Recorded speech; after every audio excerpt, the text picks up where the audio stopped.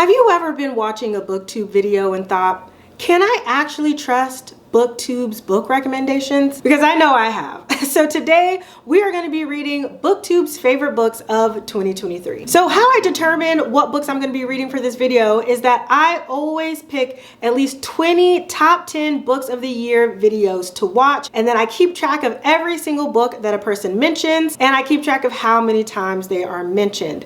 And so I have 5 books that I'm going to be reading this year, and it was actually pretty clear cut this year. But before I get into the books that I'm going to read, I actually always try to predict some of the books that I'm going to see, just to see if I have a good idea of what's been hot the year before, if I can keep my finger on the pulse of what's going on in Booktube.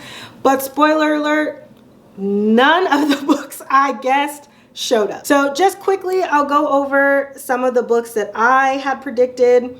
But to be honest, I feel like in 2023, I really wasn't as involved in Booktube. So I was really just pulling things out of thin air. But the predictions that I had were Fourth Wing. I just feel like there was a lot going on with this series in 2023. So I figured Fourth Wing would show up. I also said Happy Place by Emily Henry because I feel like the past couple of years, Emily Henry has always made this list. I picked Yellowface by R.F. Kuang, Natural Beauty, Our Share of Night, How to Sell a Haunted House, and Happiness Falls. So none of those books ended up on the list, but I am excited about the 5 that did end up on the list. Some of them definitely surprised me, but I'm glad to be reading them. I actually haven't read from any of these authors before, so I'm just really excited to get into them. So first up, being mentioned 4 times, was The 7-Year Slip by Ashley Poston. So I was actually really surprised that this just kept showing up. I feel like this was a book that people read a lot towards the end of the year and just happened to make onto people's top 10s. I know it's a romance, and again, I was surprised to see that it was on so many people's lists because it's a romance, but I'm definitely excited to get into this one. And then up next is a book that I actually already had on my TBR. I already owned it physically, so I was really happy to see it. But for some reason, I didn't think it was going to show up because I kept seeing mixed reviews about it. But that is The Writing Retreat by Julia Bartz. So I do love reading thrillers. I've heard that this one gets a little off the chain, a little crazy, but I really do like thrillers that are kind of ridiculous. So I'm hoping that this one really lives up to the hype. And this was another book that was mentioned 4 times. And then next up, we have books that were mentioned 5 times. And honestly, one of these I really should have predicted, and that's because Books and Lala, she is that girl on Booktube, and I feel like she always has at least one book that's part of her book club that really kind of just takes Booktube by storm. But that is Monstrillio by Gerardo Simona Gardova. A lot of people seem to be really moved by this, even though it is a horror book. So probably out of almost all of these books, this is definitely one that I'm most excited to get into. And then up next, that has also been mentioned 5 times, is None of This Is True by Lisa Jewell. And I have other Lisa Jewell books on my shelf, but I always feel like people give her a mixed review, so I wasn't too sure about this one when I realized that I was going to be reading it. It wasn't something that I was super excited about, but once I heard people talk about it and the premise, I was like, okay, I think I could get into this one. And then last up, the one that really surprised me the most, because I feel like it kind of came out of nowhere. Prior to watching these 20 videos, I think I had maybe heard one person talk about it, and that is Tress of the Emerald Sea by Brandon Sanderson. And while I'm excited to finally read a Brandon Sanderson book, I was a little like, should this be my first Brandon Sanderson? Because I know he has a lot of other series out there that people recommend you start with.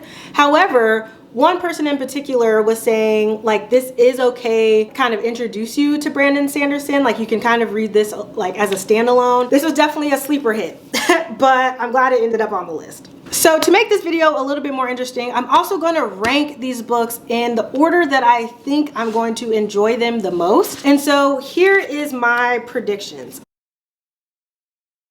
So I think I'm actually going to start with Monstrillio first, but while we start reading this, I'm actually going to be headed to Napa for a bachelorette party. So let's get packed up and head to Napa. It's heart-wrenching, the relationships are messy, but it's so beautifully told and one of just the best debuts I've ever read. So perfect, and there's moments of humor and there's moments of absolute devastation, and it's just such a real portrait of grief.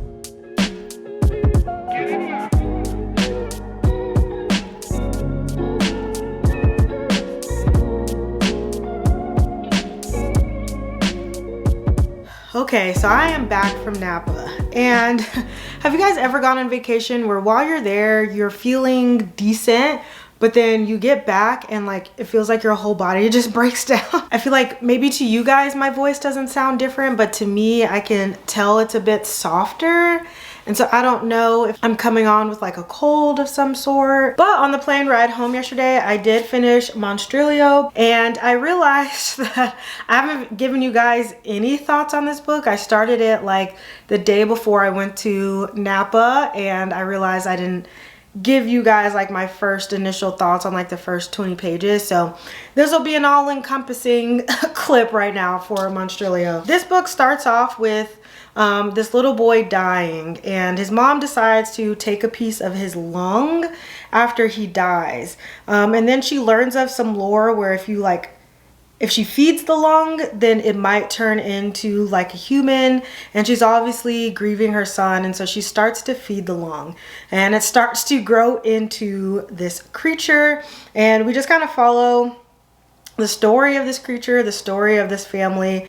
And from the very beginning of the story, we kick it off, okay? Even within like the first 25 pages, I really wish I could have gotten my face on camera, because some of the descriptions were actually very disgusting.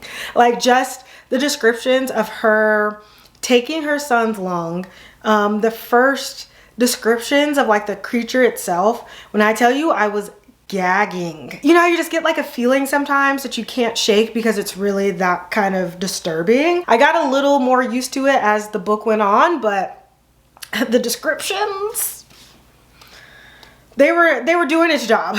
And in the story, we follow a few different perspectives. So we follow the perspective of the mother, we follow the perspective of a family friend, the dad, as well as the creature, or Monstrillio, or M. He's referred to as a bunch of different things in here. And the perspective of this creature was definitely my favorite perspective, because, you know, we really do focus on like the mom and like the family and their grief. This book is obviously about grief, but then seeing like the creature's perspective on it was also just like kind of heartbreaking in itself. And so it was really beautifully done, even though that this was supposed to be a horror book. I also didn't know that this book did have some queer elements, which I did also really enjoy. And overall, I can definitely see why people love this book so much. I also think horror can be a very subjective genre. Like what people call horror can be very subjective, but I feel like based on the descriptions alone, and some of the context of the book, I think that this is one of the most clear horror books that I've ever read. It wasn't quite a 5-star for me, but close. I'm giving it a 4.5. That rating might change as time goes on, but for right now, I'm giving it a 4.5. I flew in yesterday, and I flew into essentially like a winter storm. It's freezing outside, and so it's definitely the weather just to cuddle up and continue my reading. I think I'm gonna start None of This Is True by Lisa Jewell. I'm interested to get into this one, and I'll definitely give you guys an update once I have one. Hopefully I'm not getting sick and my voice is just taking a little vacation. But I'll come back to you guys when we've made it a little ways through this. Josie was such a memorable protagonist. Like, she was so fascinating to read about. Like, there was some really juicy like drama in this book, and I was like, oh my gosh. It's like one of those like books that feels like a train wreck and you can't pull your eyes away from it. And it just becomes very uncomfortable as you're reading it, and I was like, what is going on? Even at the very end, I was still left shocked. So you know how in my last clip I talked about a little tickle in my throat or my voice was sounding funny? Yeah, I ended up getting sick. I'm not sure if it's a cold or I don't think it's COVID because I am feeling a little better today, but yesterday, man, while I've been sick, I have gotten about halfway through None of This Is True by Lisa Jewell. This book opens up with a lady named Josie going to celebrate her 45th birthday. She's going to dinner with her husband, and while she's there, she ends up encountering this woman, Alex, who is her birthday twin, and they just realize that they have the exact same birthday and they were born at the same hospital. And so this gets Josie kind of going down this rabbit hole of, one, trying to figure out who Alex is. And Alex turns out to be this like semi-famous podcaster. And so Josie ends up going down this rabbit hole of Alex's life, but then just like also thinking about her own life. And Josie and Alex end up bumping into each other, and I'll say bumping because it's not necessarily a coincidence. Alex and Josie decide to do a podcast about Josie's life. And this book is written really interestingly because it's clear that we're going back in time, right? But there's these little inserts of this like Netflix documentary that's being made, and it's clear that something happens while Alex and Josie are trying to create this podcast, that Josie has some secrets and that Josie did some things, and I'm not sure what that is yet. I don't know, but you know, this is really gripping because I'm curious to know like what the heck did Josie do? And because I'm kind of in that in-between phase of like getting better from being sick but also like not feeling great, I think this weekend is probably just gonna be a weekend of me just like hanging out, resting.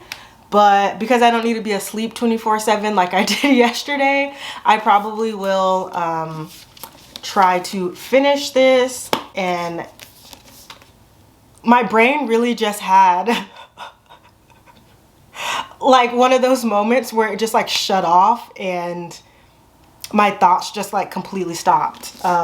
So maybe I'm not doing as good as I thought I was when it came to me being sick. But I think what I was saying was I'll try to finish this up and come back and give you guys some of my thoughts so that we can start on the next book. Okay, I guess that's it. Okay, so I finished None of This Is True, and I'm giving it a 4.25.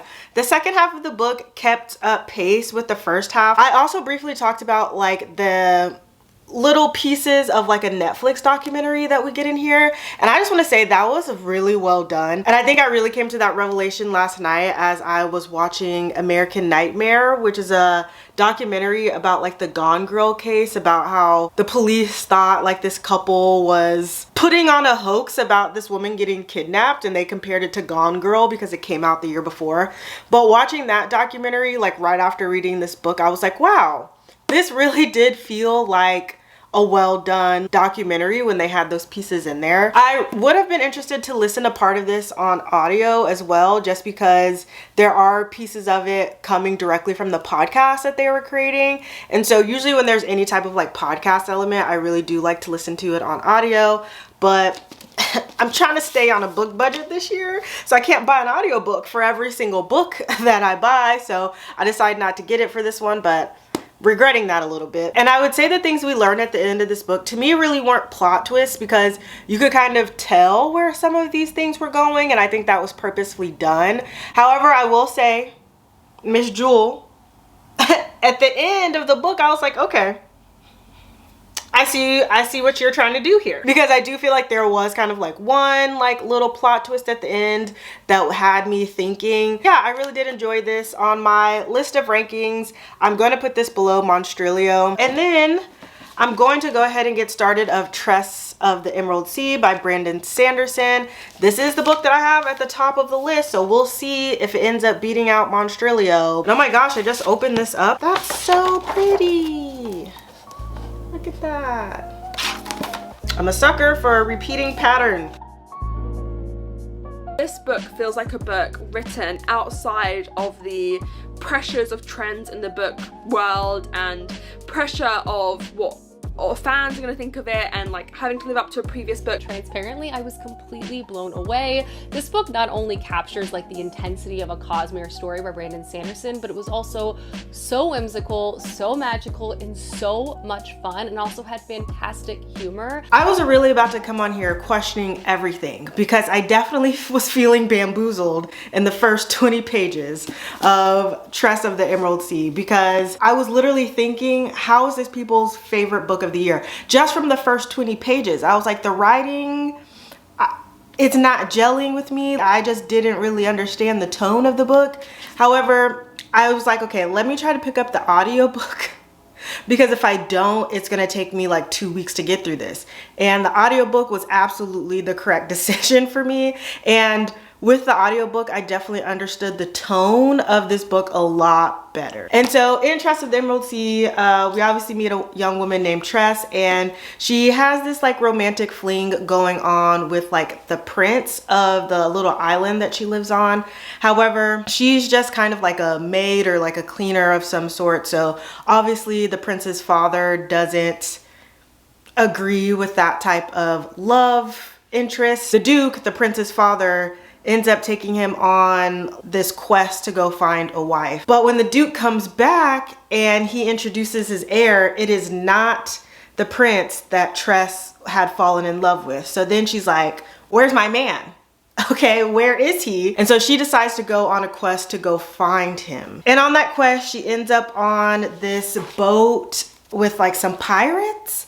And she realizes that the captain is a little sketchy, a little off. She's trying to figure out why. Now that I'm listening to it on audio, this almost gives a tone of like a cozy fantasy almost, because there is like some really good humor in here. I did find myself laughing out loud a few times, but I feel like the stakes are a bit higher than what a traditional cozy fantasy would probably be. And I'm about halfway through, so I have about 2.5 hours left on the audiobook of this. So I'm definitely gonna try to get that done today, but overall I'm glad I can say that I'm enjoying it now, because it was very touch and go there for a second. So I have some things to say about Tress of the Emerald Sea, mostly good things, but one thing that has been stuck with me all day is I've been thinking, girl, you did all this over a man you barely knew? Couldn't have been me. Thinking about sailing oceans, whether they're regular oceans or seas that are going to kill you in various ways. I'm not doing it, especially not for a man I really barely know. But nevertheless, the story was about a lot more than that. You know, Tress really did find herself in this book, which I did really enjoy, just kind of learning about, you know, a young girl that's, you know, learning about her capabilities, learning about how smart she actually is. And this book was actually really funny. And I realized that I was struggling with it without the audio was because we have this narrator that would at random points interject his thoughts. But I think if you're reading that physically, it can get a little confusing because we'd have some dialogue between two characters and then all of a sudden the narrator would chime in, and I was just, my brain wasn't comprehending that well. But with the audiobook, and the voice changes and stuff, I was able to really grasp that a little better. So definitely recommend the audiobook if you decide to pick this one up. I also say the characters in here, I absolutely adored all of them. I feel like this was a book where you actually cared about a lot of the characters that were mentioned. They had their own quirks and their like true personalities, and I feel like they were fleshed out really well. And I don't know what it is about this like cozy fantasy-ish genre and its love for rats and like talking rats, but you know, I did enjoy her little sidekick rat friend in here, but that surprises me truly, because in real life, me and rats, we're beefing. Okay, like, I lived in Harlem for 5 years, and one of those times I had a rat chew through my closet wall. Okay, and ever since then, me and rats aren't cool. Okay, I will stand on a hill high in the sky and talk about how much I hate rats, but in a fictional sense, they seem to work. So overall, I'm gonna give this a 4.25. I believe that technically puts it in a tie with None of This Is True. However, I feel like this is just so unique in how it was written. So I'm actually gonna put that above None of This Is True. So here is the current ranking. We have Monstrillio still holding on to its #1 spot. Then we have Tress of the Emerald Sea. And then we have None of This Is True. And I think the more that you read this book, the more just unhinged and chaotic the ending gets, which I personally loved. Like, I loved that about this book. I feel like this book goes against what mainstream thrillers tend to do these days, and that's why I appreciate it so much. It's wild from the get-go. I think the way the characters interact is so interesting. What this book is talking about is so interesting. And I just love that it committed. We're in the kitchen because I'm gonna do a little cooking, but first let's talk about the writing retreat. So I'm almost halfway through this and I really don't know what to think about most of the characters in here. I feel like none of them are trustworthy. So in the story, we follow a young woman who is trying to be an up-and-coming writer. She kind of has a mundane job currently, but she gets invited to go to this writing retreat that's hosted by her favorite author.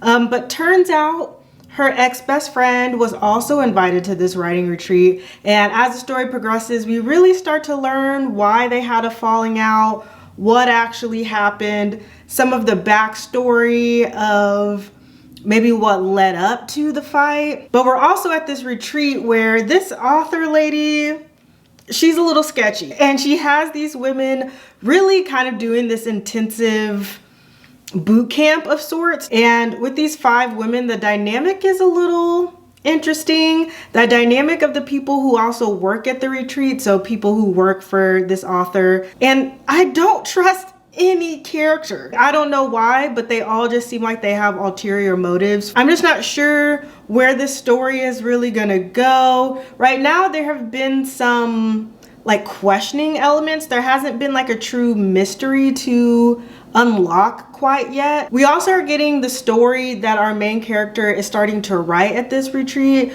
which is adding an element of like some creepiness to it, because the story she's writing revolves around like the house that they're staying in, which is claimed to be haunted. So there's a lot going on in such a short amount of space so far, but I really am enjoying it. I'm just really interested to see like where the book is gonna go. But in the meantime, and I have this knife in my hand, which I'll put down right now, we're gonna cook dinner. And this is mainly for my people who are single or really only want to cook for 2 people and have no leftovers. I find as a single person that I can make a recipe and then I'll be eating off of it for like 4 days, and by like the 3rd or 4th day I'm like, cut it, I don't want this anymore. But this recipe I'm making is healthy. It only really has like a few ingredients in there. So we are gonna be making Korean beef bowls, but kind of like a healthy version. Another thing I like about this recipe is that it should only take me about 10 minutes to make this, because I don't know about you, but when I'm hungry right now, and I would eat right now.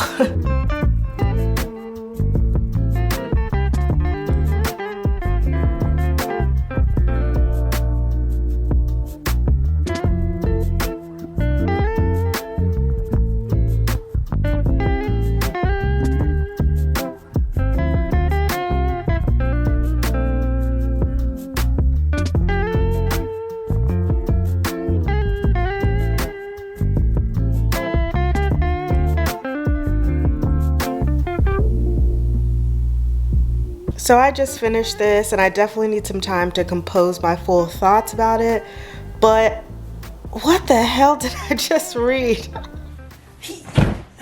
So I finally was able to compose my thoughts on The Writing Retreat by Julia Bartz. So this book really turned up in the second half of the book. I know I originally said like I wasn't sure what the mystery was or like what the thrilling aspect of it was, but that second half of the book just really went off the rails and I loved it. I feel like I understand now why people were saying the end is like kind of ridiculous. And I kind of wish what was happening in the second half of the book was almost like the whole book in general. I think I would have enjoyed it even more if that was the case. The ending kind of reminded me of a Criminal Minds episode, and Criminal Minds is my jam. And so the ending and like the last half of this book just really did it for me. And this is the type of thriller that will make me want to pick up from this author again, just because it's like, where are you getting these ideas? How does your brain work? And I can understand why this was a Booktube favorite. And if it seems interesting to you, if you like anything that's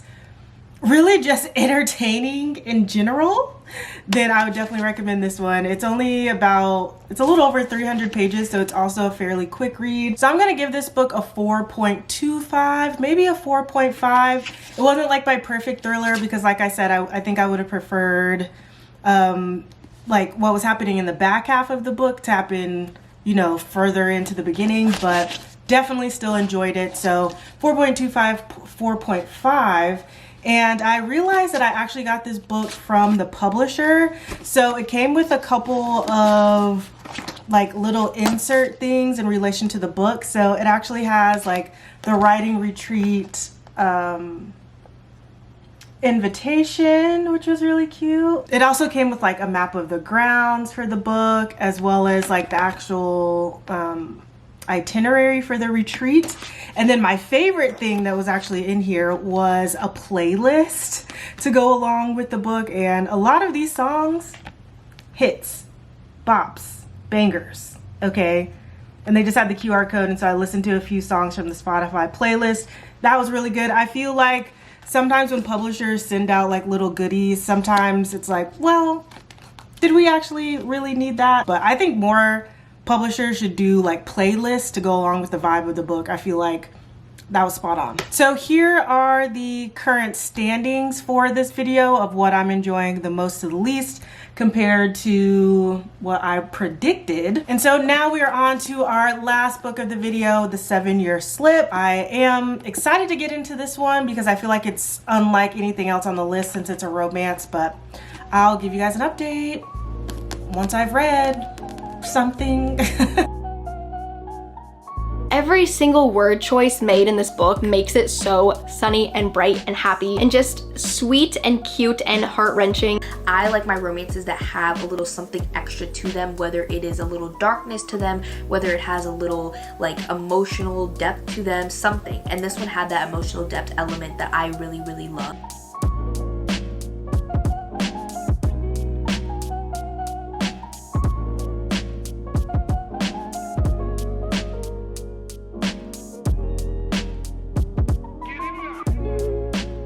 All right, so I'm about 80 pages into The 7-Year Slip, and I'm a little annoyed, but before we get into why I'm annoyed, let's give a quick synopsis. So we follow a girl named Clementine who just recently lost her aunt, and her aunt gifts her her apartment in New York. And when she was younger, her aunt told her that this was a magical apartment, that sometimes when you step into the apartment, it will take you 7 years back in time. And so one day Clementine realizes there's a man in her apartment and that it has gone back 7 years in the past.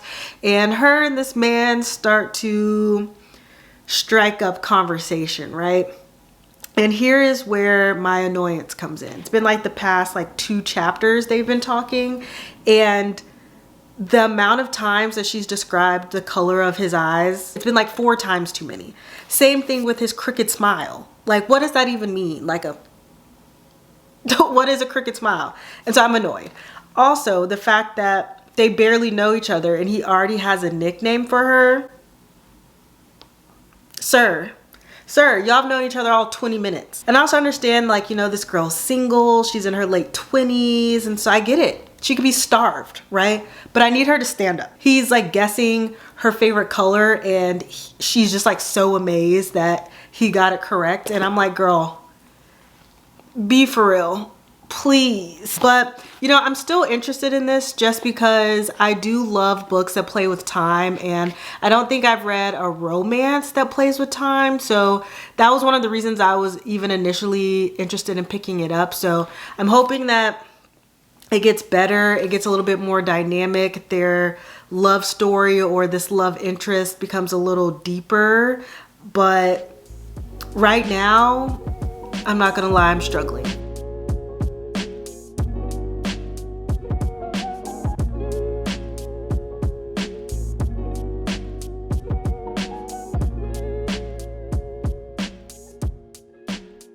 So I was really naive in thinking that I was gonna get through this entire video loving every single book, because unfortunately that's not the case.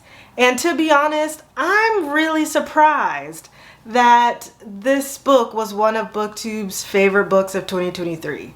Like, truly. You know how previously I was like, she felt starved to me? 10 pages after that, she literally said that. Like, I felt starved. At least she's self-aware, you know? We love a self-aware girly. But this book really kind of fell flat for me. I'm not someone who is big into insta-love, and that's what it felt like to me. So I feel like the characters didn't have enough time to really get to know each other.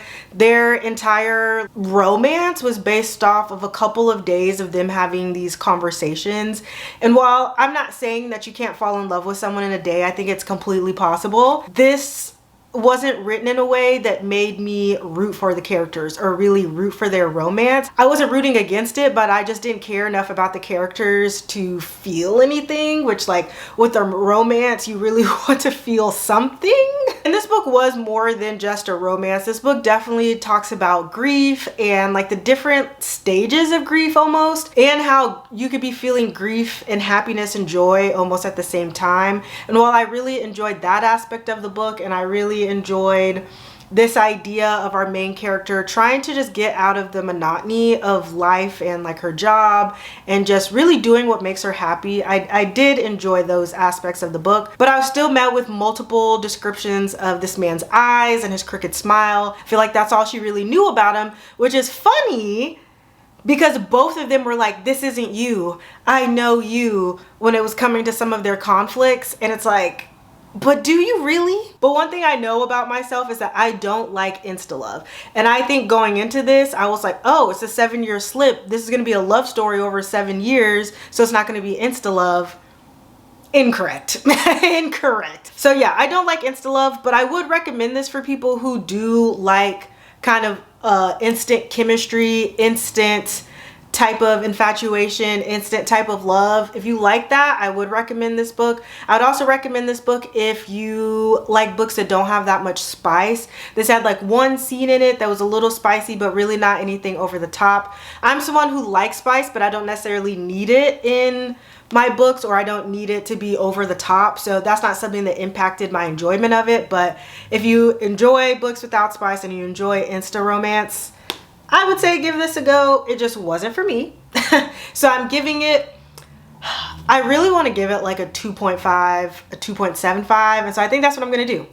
I'm going to give it a 2.75, but I'm going to round it up to a 3 on Goodreads just because it didn't do anything harmful. I think this is a fine book. It just really wasn't for me. It wasn't something that I like really enjoyed. I found myself rolling my eyes a few times. I will also say that there is talks of suicide in here. So if that's something that's triggering to you, make sure you read like a full trigger warning on here to see if this is something that you want to pick up. Yeah, that's all I'm gonna say on that. I'm still very surprised that this is actually a favorite of 2023, but alas, I read it anyway. So here are the final rankings of everything that I read. And you know, overall, like, this was a successful vlog to me. The fact that I had 4 out of the 5 books were over 4 stars, like, I really couldn't ask for anything better than that. And I have thought about Monstrillio a lot since I read it, and I'm definitely giving it a 5-star. I think I originally gave it like a 4.5, but I really have not been able to stop thinking about it, so it's definitely a 5-star in my eyes now. And I love that because this is the 3rd year I believe I'm doing this video, and every year I think I've found a 5-star, which just tells me that I need to continue doing this video and that Booktube really does have taste. And I really love that for Booktube. So if you made it to the end of this video, leave a heart emoji since I loved so many of the books in this vlog. And as always, if you made it to the end, you are my absolute favorite, and I will see you in the next one. Bye.